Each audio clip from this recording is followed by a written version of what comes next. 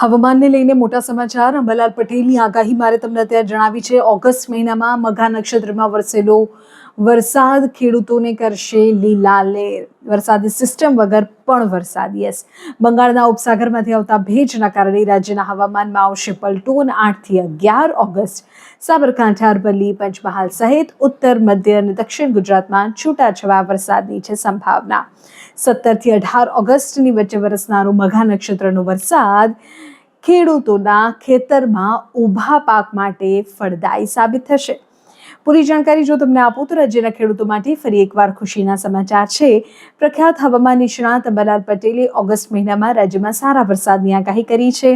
હાલ રાજ્યમાં કોઈ મોટી વરસાદી સિસ્ટમ સક્રિય નથી. તેમ છતાં બંગાળના ઉપસાગરમાંથી આવતા ભેજના કારણે વાતાવરણમાં પલટો આવશે.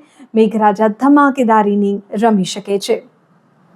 હવામાન નિષ્ણાત અંબાલાલ પટેલના જણાવ્યા અનુસાર 8 થી 11 ઓગસ્ટ દરમિયાન રાજ્યના અનેક વિસ્તારોમાં છૂટાછવાયોથી લઈને સારો એવો વરસાદ થઈ શકે. સાબરકાંઠા, અરવલ્લી, પંચમહાલમાં વરસાદ તીવ્ર રહે તેવી સંભાવના છે. તો અમદાવાદ, ગાંધીનગર, વડોદરા સહિત ઉત્તર, મધ્ય અને દક્ષિણ ગુજરાતના અનેક ભાગોમાં 3 ઇંચ કે તેથી વધુ વરસાદ પણ ખાબકી શકે છે. સૌરાષ્ટ્ર અને કચ્છના વિવિધ ભાગોમાં મેઘરાજા ફરી એકવાર પધરામણી કરશે. આ સિવાય 15 ઓગસ્ટ સુધીમાં ઉપરવાસમાં ભારે વરસાદને કારણે નર્મદા નદીનું જળસ્તર વધવાની શક્યતા વ્યક્ત કરવામાં આવી છે.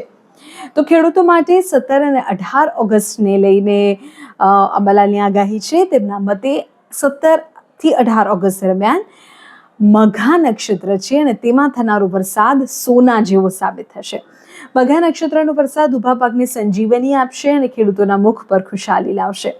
જોકે અંબાલાલ પટેલે ખેડૂતોને અશ્લેષા નક્ષત્ર દરમિયાન પાણીનો વધુ ઉપયોગ ન કરવાની અપીલ કરી છે. આ સિવાય 23 ઓગસ્ટ પછી રાજ્યમાં ફરી એકવાર સારો વરસાદ વરસી શકે છે.